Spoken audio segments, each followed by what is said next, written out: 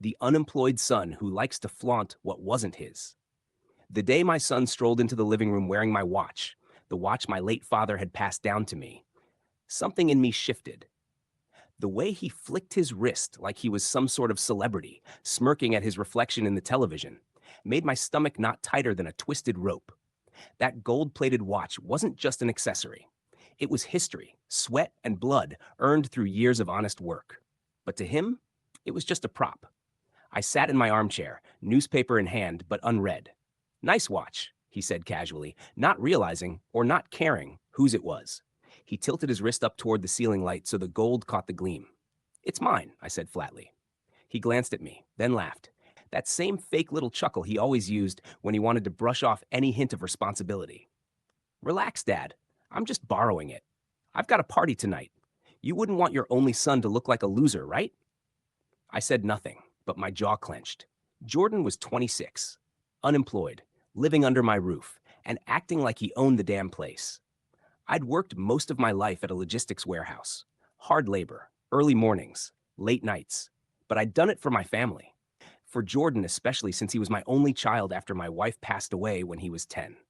I gave him everything I could: clothes, a good education, extra lessons, weekend trips, gadgets, and support through every phase. But what I didn't give him, apparently, was the sense of responsibility. He had a degree, he had opportunities, but he liked the easy life too much. Why work a 9 to 5 when I can make it big on my own? He used to say. Years passed, and that big break never came. Now he spent his days scrolling through his phone, playing video games, and bragging online about the expensive things he had. The problem was, they weren't his. My leather shoes, my dress shirts, my cufflinks, my cologne, my car. Even my friends began to ask me why he was driving around the neighborhood acting like a CEO. Every time I confronted him, he'd shrug it off.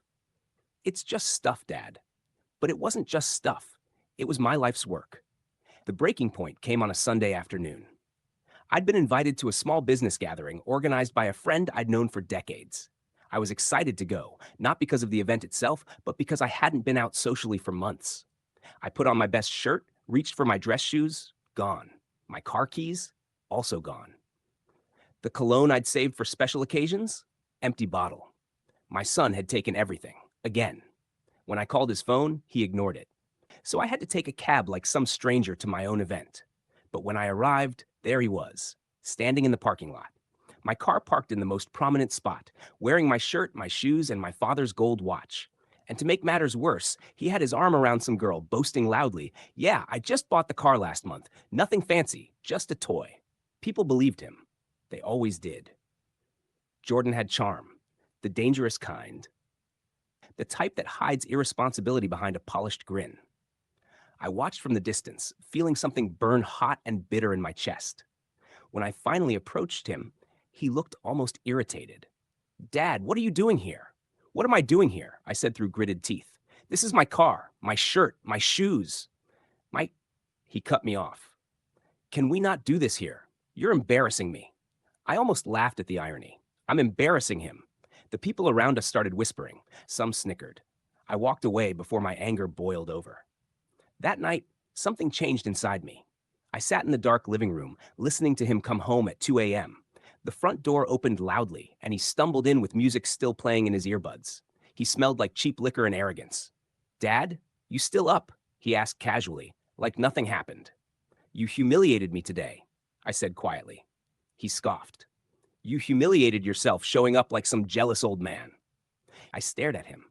For years, I'd tolerated his behavior because he was my son.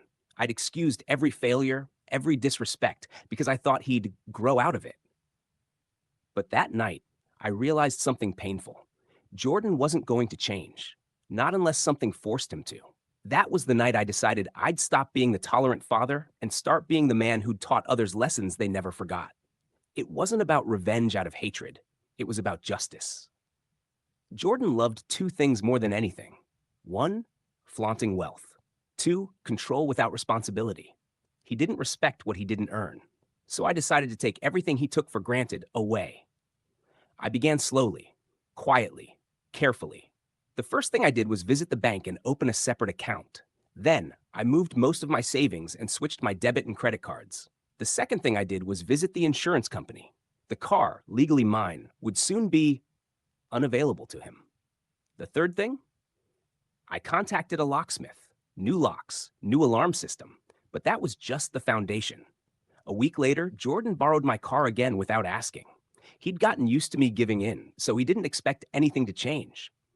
But that morning, while he was out cruising with his friends, I reported the car as unauthorized use by someone not listed on the insurance. The car was tracked, immobilized, and towed back. When he called me, his voice was frantic. "Dad, what the hell happened to the car?" "It's mine," I said calmly. "You don't get to use it anymore." He laughed nervously. "Very funny. I need it tonight." "No," I said. "You needed to respect it, and you didn't." He came home fuming. He shouted, slammed doors, accused me of being cruel. But I stayed silent. The next day, he reached for the keys again. They weren't there. He tried my wallet, nothing inside. He tried the wardrobe. The expensive clothes were gone, locked away in a new safe in my room. The house, once his playground, was no longer his stage. "Why are you doing this to me?" he screamed one night, his voice echoing through the hallway. "I'm not doing anything to you," I replied, setting down my coffee. "I'm simply taking back what's mine." "But I'm your son." "Yes," I said, finally looking up at him. "My son. Not my owner. Not my thief. Not my dependent forever. My son." He kicked the wall, cursed, stormed into his room, and slammed the door. But I wasn't done yet. Jordan had built an entire online persona around his car, his designer clothes, his watch, and his lifestyle. So when those things vanished, he panicked. His followers started asking questions. "Where's the car? Why aren't you posting anymore?" He tried to fake it, but the cracks were showing. Then came the night of his big networking party. He came to me, humbler than usual, and said, "Dad, I need the car. Just for tonight. I swear I'll bring it back. Please." I smiled faintly. "You can't take what's not yours." He glared at me, but I saw it, a flicker of fear. He'd never actually stood on his own. I didn't stop there. I contacted some of the people he'd been lying to. A few were genuinely decent folks who'd assumed he was successful. I told them, without malice, just simple truth, that everything he'd flaunted was mine. Some laughed it off. Others distanced themselves quietly. When he arrived at that party on foot, wearing cheap sneakers and a wrinkled shirt, no one looked at him the same way. The whispers started. His fake empire was crumbling. And I watched from home, calm for the first time in years. The night he came home from that party, he wasn't loud anymore. He wasn't smirking. He was quiet. He stood in the doorway of the living room where I sat.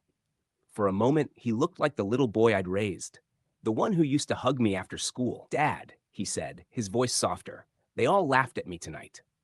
I didn't gloat. I didn't rub it in. "That's what happens," I said slowly, "when you build your life on someone else's back. It's never truly yours." He sat down, his shoulders slumped. I thought I deserved it all." "No," I said gently. "You thought you could take without giving. That's not how the world works, not even in your father's house." There was silence for a long time. Then quietly he asked, "Can I fix it?" I didn't make it easy for him. I told him he had 60 days to either, 1, get a job, or 2, move out and learn what the real world was like. At first, he resisted. He threw tantrums. He even tried to guilt trip me with phrases like, "You're supposed to support your kid." But I didn't bend, and slowly reality crept in. He started applying for jobs, at first reluctantly, then more earnestly. He came home tired after his first real day of work. Not with a smile, but with something better: humility. A few months later, one of his old friends tried to mock him online for losing everything. But Jordan surprised me. He replied publicly, open quote, "I didn't lose anything. I never owned it, but I'm earning it now, and that feels better than pretending." Close quote. That was the moment I knew the lesson had sunk in. Karma didn't hit him like lightning. It hit him slowly, quietly, precisely, stripped away the illusion he'd built, and left him with nothing but the truth and the chance to rebuild. Today, he still lives with me, but it's different. He pays part of the bills. He doesn't touch my things without asking. He's saving up for his own car. My gold watch sits back in its velvet box, untouched unless I choose to wear it. He asks before borrowing a shirt, and when he wears it, he no longer pretends it's his. The best revenge, I learned, isn't always public humiliation.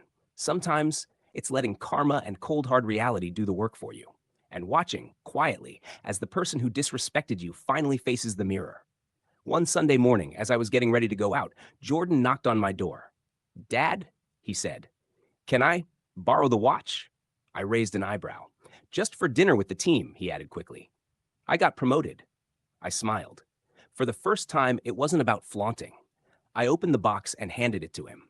This time, he didn't smirk. He held it carefully, respectfully, like something earned, not stolen. Like and subscribe, share if this happened to you or someone you know.